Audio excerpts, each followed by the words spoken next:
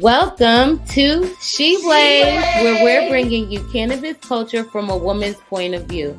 And as always, here to elevate the cannabis industry. I'm one of your hosts, Ice Dawson, cannabis socialite. She Blaze. And I am Dashita Dawson, the weed head. Hi, sis.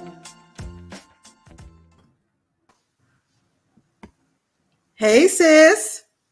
Hey, sis. Hey, sis. On today's episode of She Blaze, Minnesota lawmakers approve smokable flower. The DEA finally awards license for medical research. And Mississippi Supreme Court is under fire for overturning cannabis ballot. Woo, well, this has definitely been the busiest week of my life, and certainly in the cannabis news. I can't wait to get into it. But of course, we need to kick things off with the high of the week. And I am super high.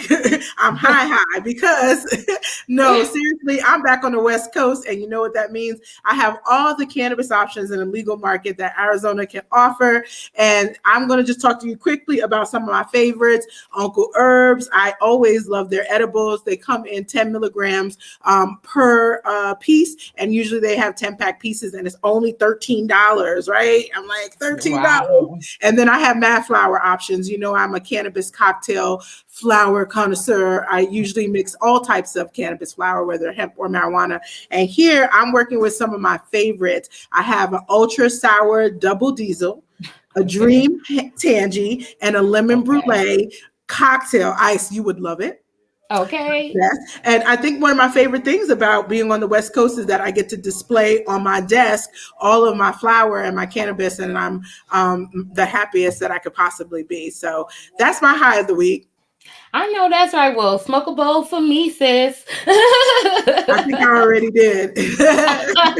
Okay. Well, my high of the week isn't that cool, but it is definitely culture related. I really wanted to highlight this because sometimes I think that I could become very hard on celebrities and influencers in the cannabis space. So I wanted to highlight a celebrity that kind of always does right by his people, and that is Master P. He is finally looking at getting into the cannabis industry in a real advocate, game-changing way. He honestly heard about this man that had a $20 possession of cannabis and ended up dying and not being able to be released. And he was incarcerated for a very long time. He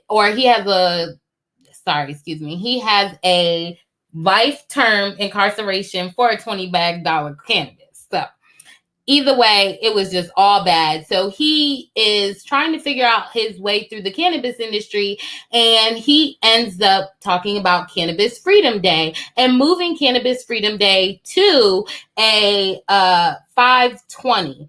Kind of to bridge the gap from the old generation to the new generation and really make this Cannabis Freedom Day a fight for justice and social justice. And he's doing a documentary about it. He's calling for it all around the country. So next year, I would be very happy to see people actually participate in a real way in 5/20.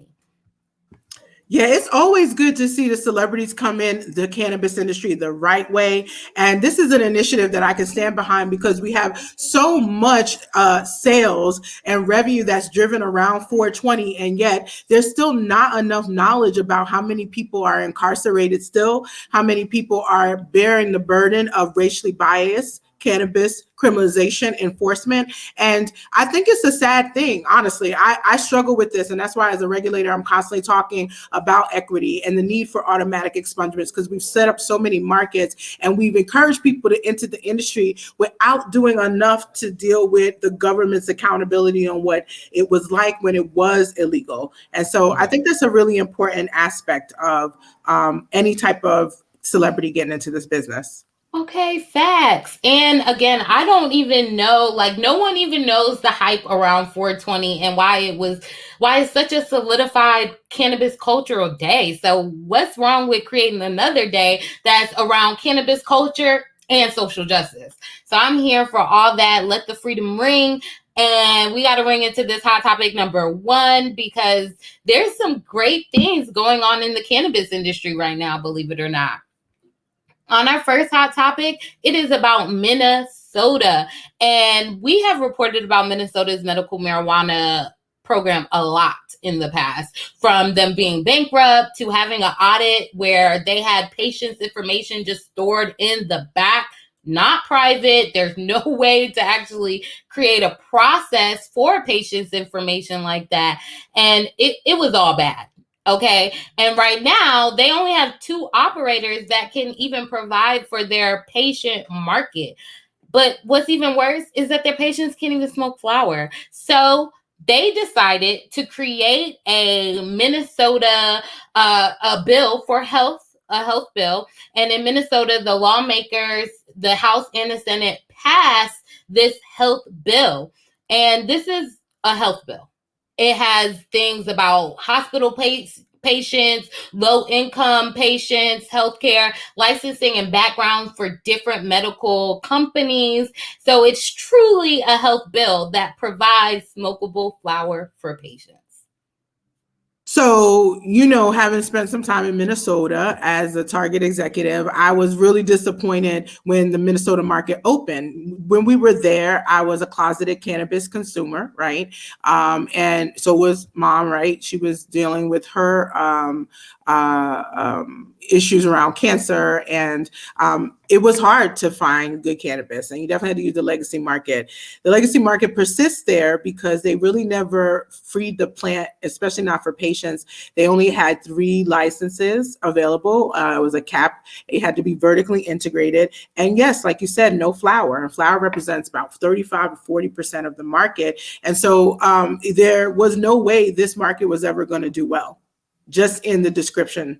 And so I think it's a good thing to see it expanded. And my hope is that it's expanded with equity in mind, meaning that we do a public education in Minnesota and we prioritize Black, Indigenous, and Latinx populations, because their racial disparity in arrest ain't low either, okay? And in fact, given some of the things that have been happening with police interaction with people of color in Minnesota, they above all, I feel, need to really come out and set a precedent around how they can ensure there's equity in the implementation of this bill. I know it isn't fully passed yet. The governor still has to sign it, but it's intended to be signed. And I do think that adding flower is actually going to make some money for these bankrupt operators already in existence. But we want to just also make sure that as that cannabis tax revenue starts to increase, what will happen with what it's used for? And are they going to allow equity as the licensing and more proliferation of companies in the industry expands? That's what I'm watching for at this point, because it sounds good. But that was like, this sounds good 2016. Like 2021, you got to come with these bills plus equity. Well, the reason why I really, really like the bill, yes, I do think we absolutely have to keep those things in mind, obviously. However, the reason why I really, really like the bill is because in southern states, we tend to see it. It's hard to pass a bill that is cannabis focused alone through the states, through the different state process. So with them pairing the bill to an actual health bill, I believe that is how it went through faster. I would like to see who at the Department of Health will be running the actual cannabis office or their section, because they had no process before. So will this be able to create a process is the question. It will need to, certainly, if it's going to be successful. The whole success of the industry is dependent on how well this regulatory office does in terms of creating a framework that people can operate in successfully. I spent a lot of my time trying to fix some of the challenges we have in Portland and Oregon, certainly around diversity and equity. But I also think we have some challenges on helping to facilitate people through the process and keeping accountability. And we've seen that was a big issue in Minnesota. So I hope that they'll be putting a lot of efforts. And I'm curious to see, like you, who will be the regulator put in charge. Absolutely. And so this is supposed to, once the governor signs it in the bill, is supposed to take place by March 1st, 2022. However, if they're able to put the right commissioner in place for it and create rules around it, they will be able to get it much sooner. So more to come, but this is pretty cool, you guys. Definitely look into it because it could be something you can adopt in your state. And so let's move on to hot topic number 2, the DEA. Wow, we are kind of soft golf clapping for the DEA right now. Can you believe it? Like we're about to give big ups to the DEA. Like I'm about to fall on the floor. I don't know about you. You are hilarious, but you're right, and we are golf clapping for them. Heck yeah, because we know that the DEA has a suppression program. We know they just be going around burning up people's shit because it's tested improperly, whatever. We also know that there was a monopoly on the medical marijuana research out of Louisiana's colleges for 50 plus years. So we are ecstatic because they are now awarding new licenses for there to be more people cultivating cannabis for scientific research. And why is this so important? Because we've said in the past that the DEAs and their medical marijuana research cannabis is terrible. Like worse than hemp. I mean, don't first of all, don't play hemp, because good hemp flower is great hemp flower. However, let me just make one small correction. It's been out of the University of Mississippi. Now, don't make it any better necessarily, but you were like, it's one of them southern states that's not doing right. So this is the very same state that, as we'll find out in as we discuss in future in our main topic, they getting called to the map because they have had several flags on the play. And so, yeah, University of Mississippi has been the sole recipient of the federal license to cultivate flower for the federal government, because there are some and very few federal medical marijuana patients. They essentially get dust. And what's this so fabulous about the plant? It still works. They're getting the worst quality flower ever, and it's still working. Can you imagine if they were actually doing, supreme cultivation? But this is a sign that the federal government is starting to get serious about legalization in some way, and they recognize that they've done a poor job over the last 40 years having a program in place where they're not putting any energy into improving the cultivation, preservation of the flower, and still expect that this is the only place that these federal medical marijuana patients are supposed to get flower. It's a shame, but again, it's almost a testament of how good the compounds of the plant are to our body, because it still works. Of course, my ratchet self would confuse Mississippi and Louisiana because they just be going around suppressing people all around. I just could barely tell the difference. They're right next to each other. Like, I mean, they are suppressing. But this is really dope. We've already heard two different research companies that are able to start, research medical marijuana cannabis. Scottsdale Research Institute in Arizona, Biopharmaceutical Research Co. in California. So this is pretty dope. And they're also saying that there will be more announcements about the recipients shortly. So these are good news that they're finally opening up. And of course, I hate to be the damper, but I'm gonna be real that this was still also rolled out without equity in mind. So just be clear, these are licenses that the DEA is making a government contract with a private company to cultivate on behalf of the government's medical marijuana program. And it was not rolled out in a way that would say, hey, we are going to look at who the DEA in their eradication and suppression program that has been in place since 1979, who have we mostly targeted and arrested? On the federal level, over 80% of cannabis arrests are Latinx, primarily because of its connection with immigration. And the easiest way to break up a situation is cannabis. And in immigration, it's federal. And so as a result, that's why that statistic is such. But no, I'm sure if we do research into the Scottsdale and we do research into the other one and any other one, right now, I would guess that it would still be a largely white male dominated licensing. And unfortunately, I think it is still on us to hold our federal government to task on what equity looks like. This is the same agency that has destroyed a lot of people's lives, for real, over something that in truth, you're now trying to capitalize on and expand. The government has an accountability issue and it needs to be handled. And I think that's why I feel there's a tremendous amount of power in being an official that can say it and be authentic behind the ways that we can show it and demonstrate it. Okay, drop the mic then, sis. Damn, you like, I'm coming out. I'm not giving. You like, I'm coming out shooting. This is cute, but that was bullshit. I'm happy. Listen, I just want to be honest. But we've got to be real. It's okay.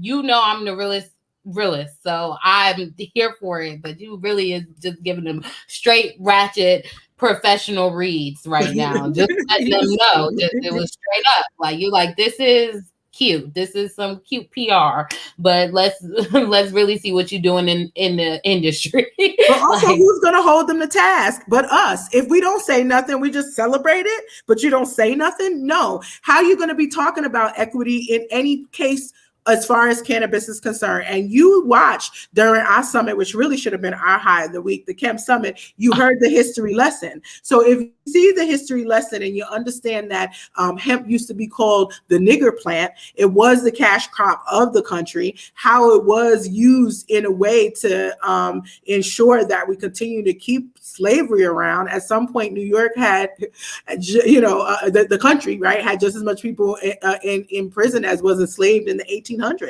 Craziness. Right. Cannabis is part of that. And so the DEA don't get off. And if we don't say anything, then it's like we're celebrating, but we're totally missing it.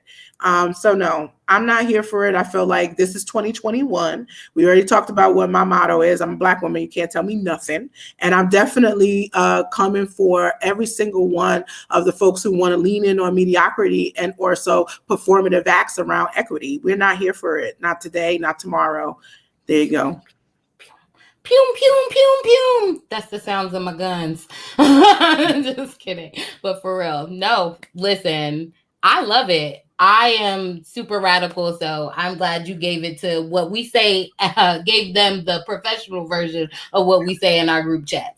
Because it's much more ratchet than that. But let them know professionally. And I quote, okay, I'm speaking right now. And while we speak, let's go ahead and read Alabama and Hot Topic number 3. Oh, God, yes.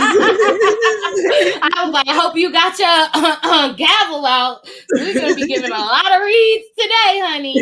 And we are reading them in Alabama. The South has taken another huge L. So as you guys know, a couple episodes ago, we talked about Alabama's poorly written, terrible, like suppressive, right? Is suppressing patients in Alabama even more than what they're doing right now, to be honest, because they still got hemp. They're suppressing them. So we talked about the medical marijuana bill, which basically doesn't allow for any type of operators, doesn't allow for cultivation. There's definitely opt-in and out. No smokable flower. There is a max on milligrams you can have on THC per day as a patient. Again, no real process in place for a framework around the medical marijuana. So it's just terrible. And the governor signed it. Well, we knew he would. I mean, at this point, anything that's getting that close is going to get signed, and it's really because folks are greedy. That's what this bill is about. It's about revenue and not about real relief or reform or restoration or reinvestment or any of the R's that you can think of that they should be dealing with. Again, let's not talk about the racial disparity in arrests as it pertains to cannabis in Alabama. And I would just, encourage everyone who's in the South to get really educated around cannabis, not just the science, but about the history of prohibition, so you can better fight these fights. The government has a compelling interest to do the right thing here, and we just never brought it all the way to the Supreme Court. A lot of people are still using Ohio-based ruling to determine that we can't really do equity right. We're not supposed to be talking about it right. But when we in these southern states, I think Black and brown people especially have to come out to talk about some of the ills. This bill doesn't, not only is bad because it doesn't have equity, but it also is not a good patient bill either. You know what I mean? It just makes it so that there aren't real assortments. And we just talked about Minnesota finally getting their life a little bit after bankrupting their market. It just seems to me we got, just as usual, policymakers who have no clue, and they don't care to get a real clue. They're just after trying to get to revenue a lot faster. I think you are right. I'm definitely figuring out why patients there's no caretaker program, there's no delivery, there's not a lot of anything in their medical marijuana bill. What is inspiring these people to create these bills? We got so much things to worry about, and you're creating bills that just aren't good. I don't know. I'm confused, but I wanted to give an update to the people that, hey, they signed it. She has it in the law. You guys got to figure out how to, what's the next steps to change this law? Because it's already there now. So good luck, Alabama. And it is even more depressing with our main topic heading to even southern state of Mississippi, which you just read me and them for filth, that they have been basically producing crappy cannabis for medical research that kind of still works, right? It still works, but it's just terrible, this monopoly they've had. And now their Supreme Court is really under fire right now. It's like, what do you do when the government suppresses the election, the ballot? What do you do? You got to fight back, but I think you're horrified initially, especially if you're a person in America, the quote unquote land of the free, our democratic nation that's supposed to, be showing all these other countries how it's done. I definitely think this is not how it gets done. We go into other countries that are probably the size of Mississippi and help people protect themselves from this very same thing, right? I could probably give folks a real, history lesson of how many countries we've gone in where the people have voted something and they're worried about the government in charge not wanting to do what the people voted. And we bring military in and deal with it. So should we be bringing in the military to the Mississippi areas?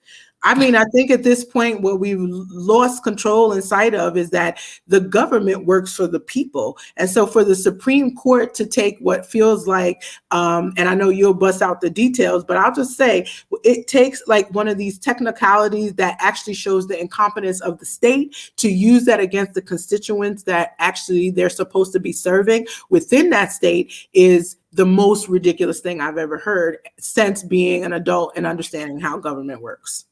Yes.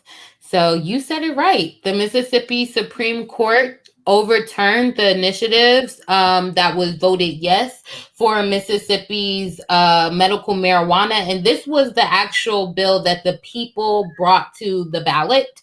This was not the alternative that was created by the lawmakers. So just so we're clear, this is the people's bill brought to the ballot and voted yes on by the people.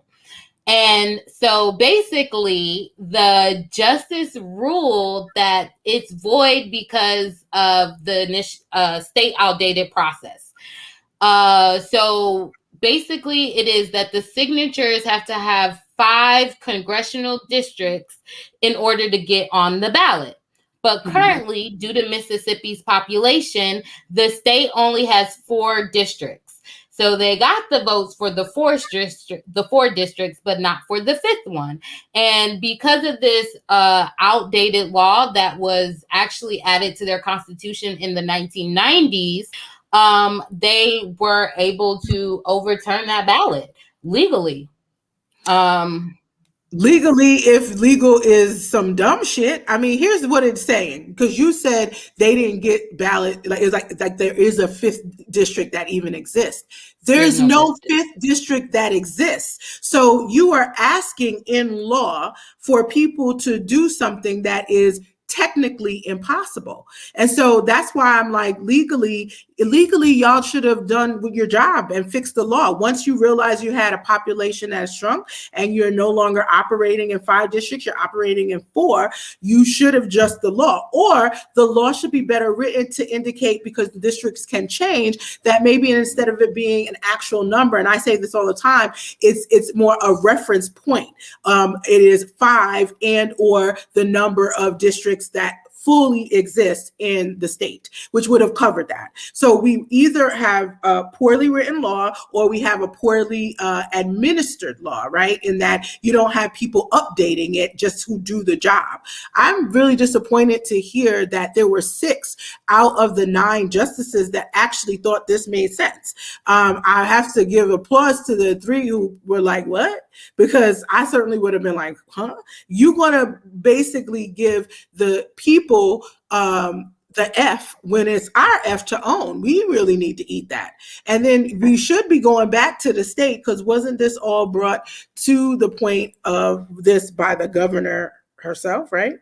Well, this was not the governor. You're confusing it with South Dakota, because all of these crazy people trying to overturn votes. You're right. Yeah, so actually that was South Dakota, but this one is still people, local officials are still trying to slow the process down.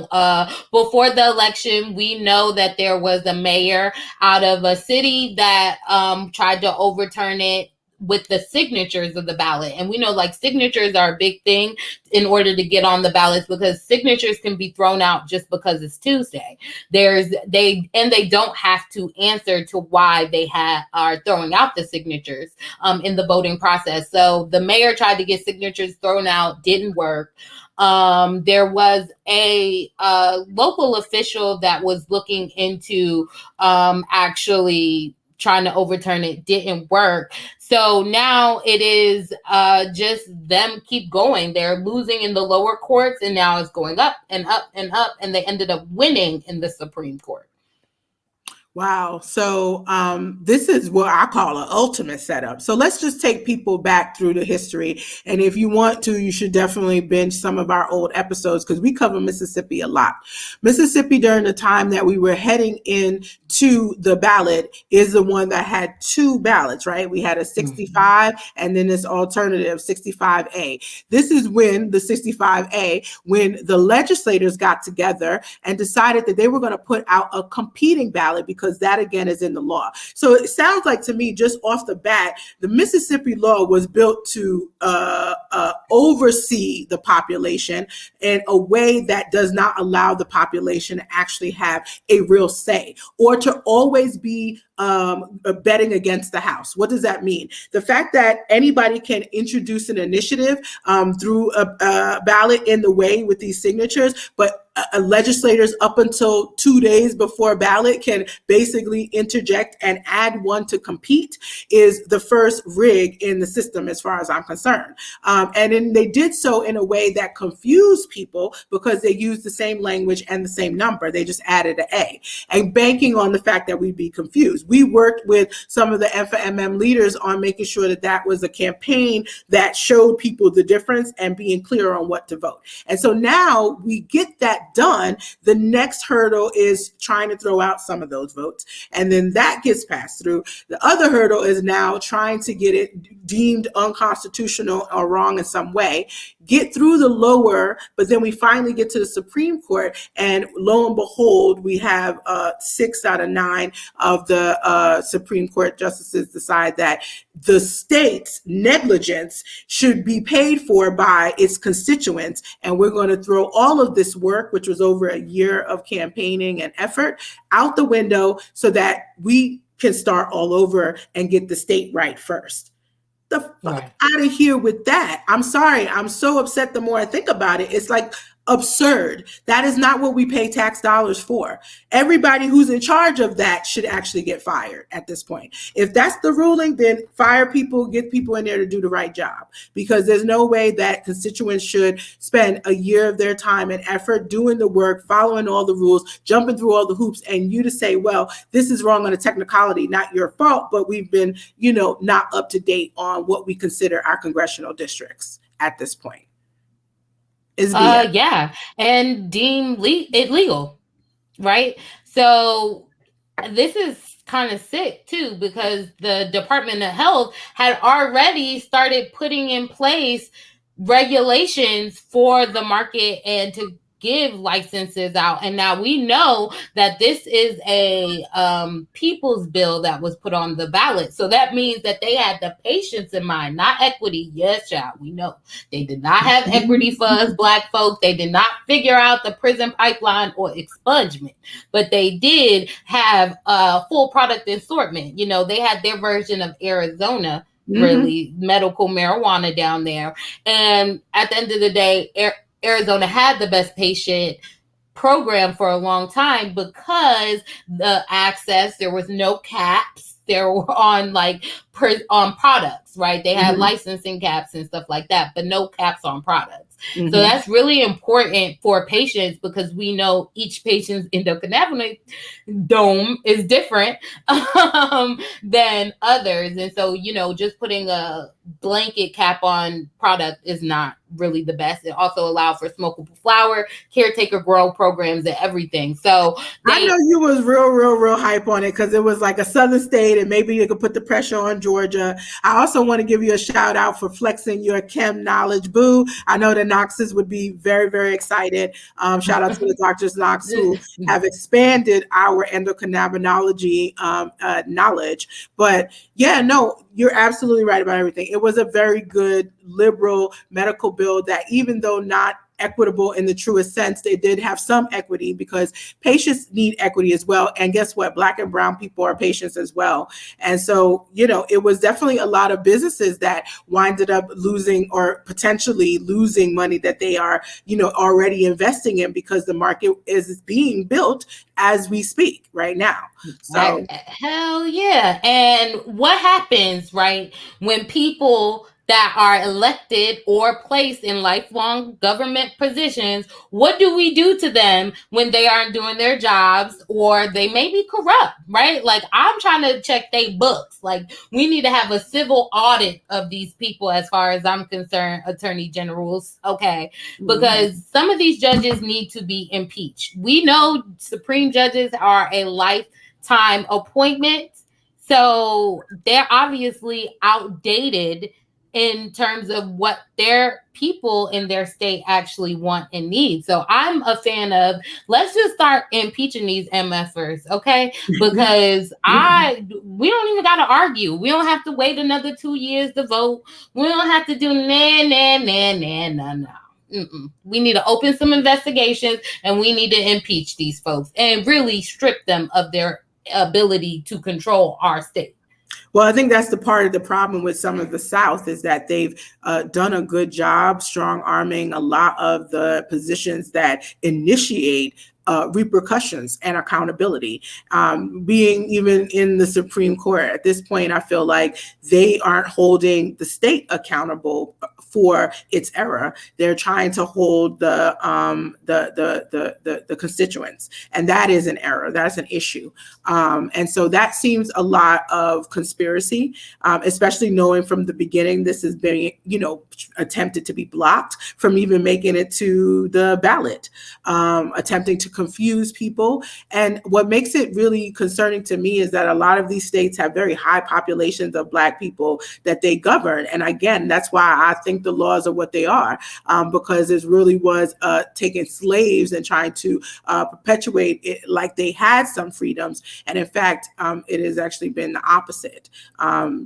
Sometimes people don't know they are trapped in the matrix until you unplug from the matrix. And all I'm saying is that based on what's happening across the country, this is ridiculous based on what we've actually endured over the last year. Mississippi should be called out. And I think most of the social justice warriors that are talking around the country should really be turning their eye to this. I often find that we're quiet, and I mean Black and brown social justice leaders, we're quiet when it comes to cannabis. And in fact, we should be barking at everything that is aligned with the concept of suppressing anybody's vote, anybody's perspective. You know what I mean?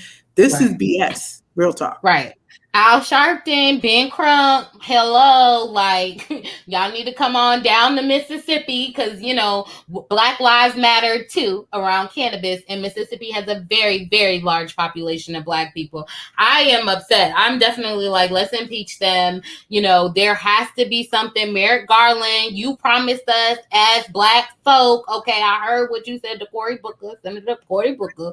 You promised us you was going to do right by us. I'm going to need you to go on in there and figure out what's going on in these southern states, because there's quite a few, but Mississippi especially, because I don't know. That does not sound that legal to me. I also am curious, okay, what's next? Right? Like, where do you pick up the pieces? If the Supreme Court rules this, do we have to then wait until they go to the federal Supreme Court, where we know cannabis isn't federally legal? So, they may not even touch it. Yeah, I don't know. I mean, I feel like states have their own court system, and this is not a federal issue. It's not like the federal government can play the big brother here and say, hey, you must do this. But there can be influence, certainly. States have a really significant amount of autonomy on certain things, and that's why they have their own Supreme Courts. The governor would essentially be like a president of the state. And so once something has gotten to the U.S. Supreme Court, it is ruled on and then often left at that point. And so I don't know if there's anything beyond. This feels, again, something like we have to continue to do some research. I know for sure, though, that it doesn't have to be the end of talking about it and creating creating conversations and spaces to express how disgusted we are about it. All these marketing people in cannabis, where the campaign? Mm-hmm.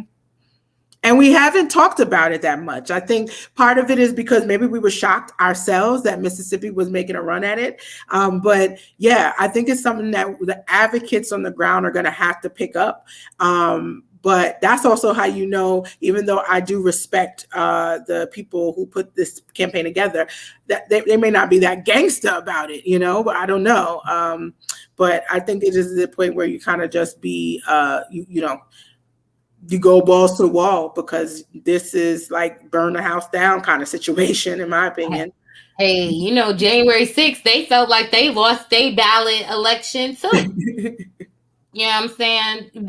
We not that gully, because cannabis actually makes you feel good, obviously.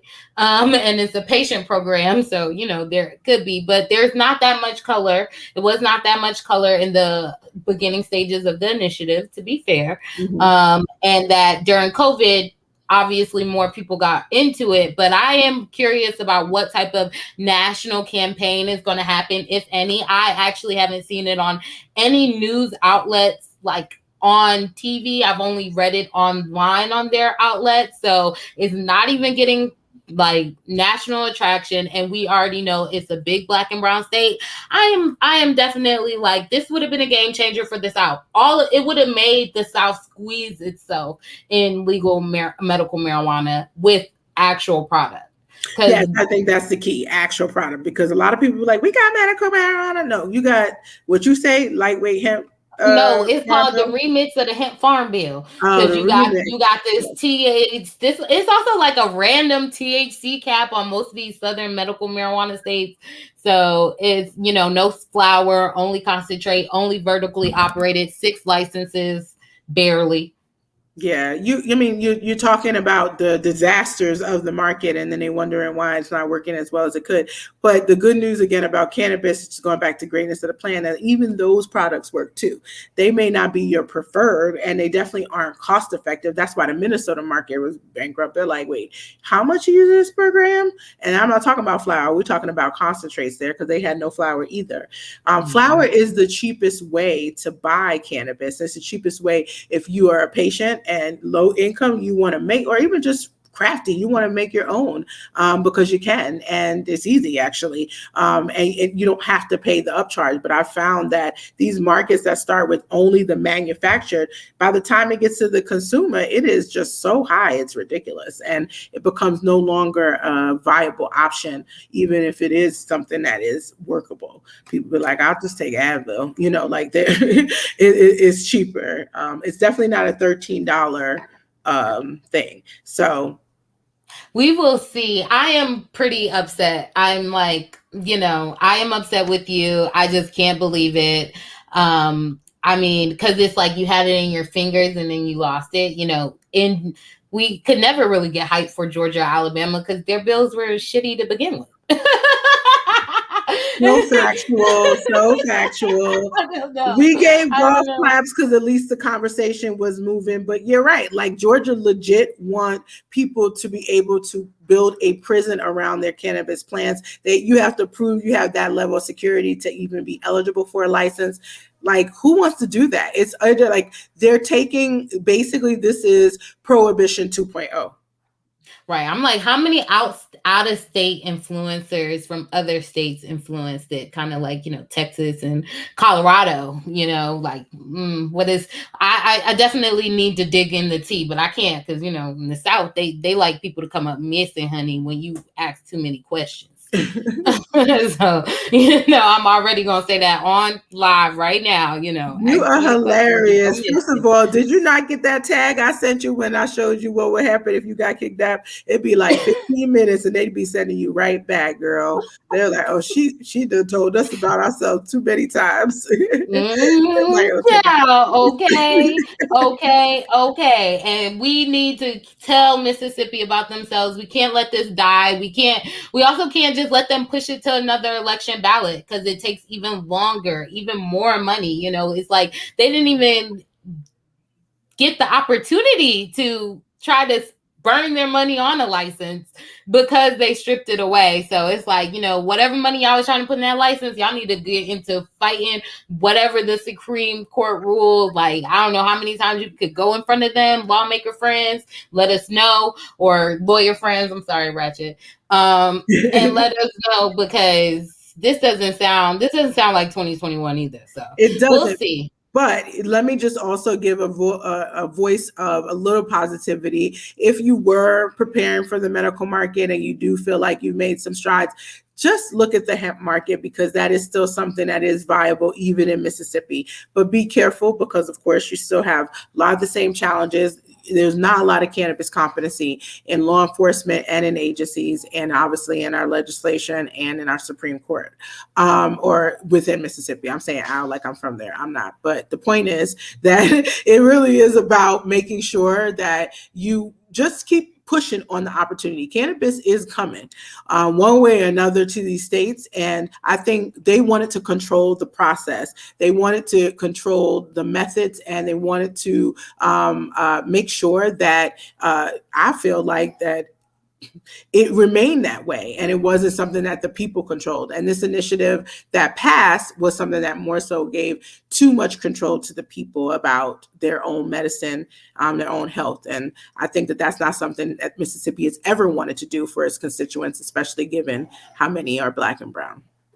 Well, we might have to take a page out the Magna book. No, I'm just kidding. Anyway, with that being said, It's been a great episode. We are extremely tired. We've done crazy things this week, but wonderful things as always. And thank you, sister, for reading these people to filth professionally, because I'm going to just bring them the ratchet facts. Well, thank you as always for finding such great facts and always keeping us up on the tee. And then also making sure that we always come through ready to slay. We had a very busy week. We kicked off our inaugural Chem Faculty and Administration Summit, and it was excellent. And I'm excited to do more work with the Cannabis Health Equity Movement. And you'll hear more about it if you continue to come back every week with She Blaze. But these last few weeks after New York legalize, honey, oh my goodness, we've been so busy on this East Coast, West Coast game ping pong. It is a game of ping pong, but it is always exciting to be on the ride with you. Why don't you tell people where they can find you, Ice? Okay, sure. Thank you. Appreciate it. So yeah, follow me on Instagram, Cannabis Socialite. You can follow She Blaze on Instagram, and you could binge us anytime on Spotify, Audible, Apple Podcasts, YouTube. So definitely find us at theweehead.com. Yes, and of course, I am Dashita Dawson on IG and Twitter, and I am also I'm the Weed Head, so you can find me there as well. I'll talk to you next week, Ice. All right. Have a great week. All right. You and too. everybody enjoy yourself. Bye. All right. Bye.